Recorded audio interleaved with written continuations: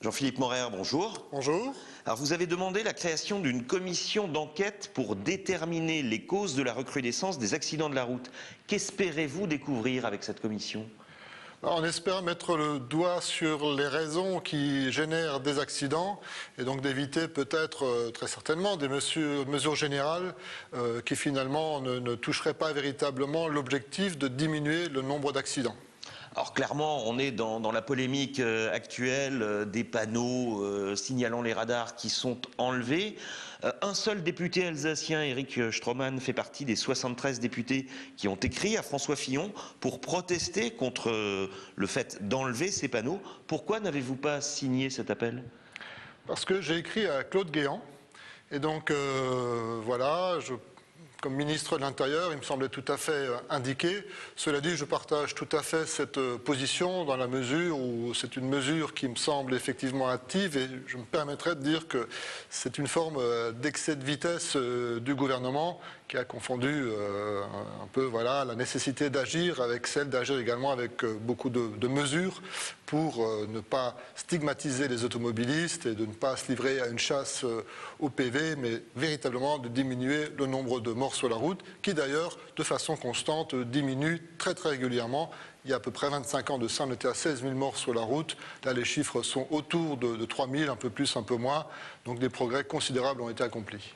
Alors Claude Guéant, que vous venez de citer, vient de faire marche arrière. On ne démonte plus les panneaux en attendant une concertation. Ces volte-face permanentes ne sont pas terribles pour la crédibilité du gouvernement.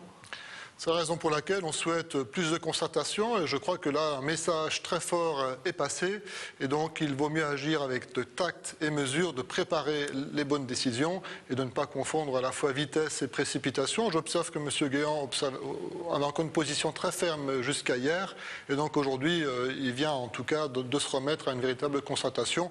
Voilà, je crois que c'est quelque chose qui n'a satisfait personne et donc on a été en mesure de nous faire entendre. J'espère qu'il en sera de même pour la suite. Alors plus généralement, il y a une éternelle tentation du gouvernement et même des gouvernements de faire une nouvelle loi après chaque actualité forte. Comment est-ce qu'on peut faire évoluer cette tentation ?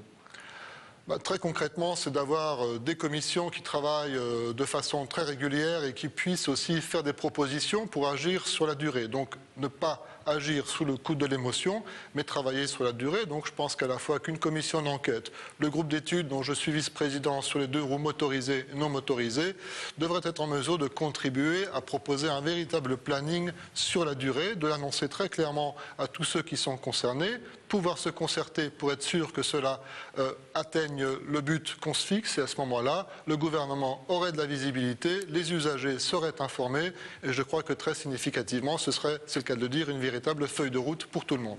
Alors vous êtes vice-président, vous venez de le rappeler, de cette commission qui s'occupe des 2 roues. Vous voyez vraiment tous les motards avec un gilet jaune ? Alors, je crois qu'il ne faut pas exagérer et donc là aussi, il ne faut pas oublier non plus qu'il y a 1,6% du trafic qui concerne les 2 roues motorisées et non motorisées et 25% d'accidents mortels qui y sont liés. Cela dit, là aussi, je crois à des mesures intéressantes. Le gilet jaune, à mon avis, stigmatiserait et je crois qu'à un moment donné, voilà, il ne faut pas aller trop loin et je crois que le gilet jaune, en tout cas, vraiment stigmatiserait les 2 roues, les conducteurs. Beaucoup de gens sont tout à fait responsables. Moi, je préférais agir sur ceux qui conduisent des petits cyclos, qui véritablement créent de l'insécurité, qui n'ont pas encore passé de formation véritablement avérée et qui, eux, sont les futurs conducteurs de demain et sur lesquels, véritablement, il faut agir dans le sens d'une éducation routière. Alors, dernier point, l'exaspération des électeurs dont parlent les 73 députés signataires de la lettre à François Fillon. Est-ce que vous, dans votre circonscription, dans vos contacts, vous l'avez constaté ? Alors pas plus tard que ce matin, on a eu 3 coups de fil de personnes très mécontentes de cette mesure. C'est aussi une ambiance générale que l'on peut percevoir aussi. Et donc je crois qu'il ne faut pas rajouter à la difficulté des Français. Beaucoup de personnes ont besoin du permis de conduire pour rouler, qu'il faille sécuriser des zones accidentogènes très certainement. Aujourd'hui, tout le monde sait quand même qu'un certain nombre de radars, voire beaucoup, sont dans des secteurs qui ne sont pas créateurs ou en tout cas cause d'accident.